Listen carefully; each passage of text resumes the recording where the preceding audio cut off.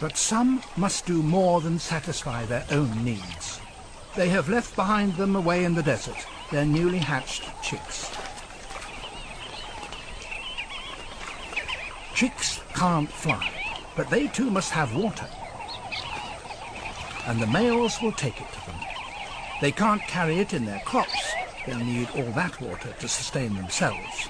But they have extra tanks.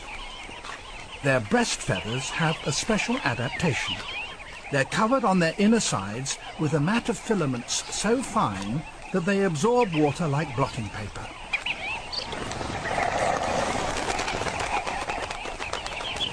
And then they're off again on the long return flight.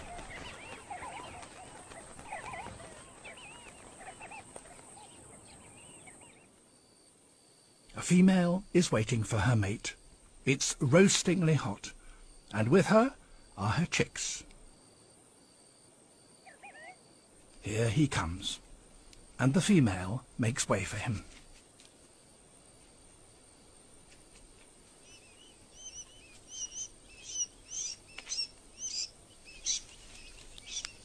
While the last chick struggles from its shell, the others cluster around and suck from his breast, for all the world like puppies or kittens.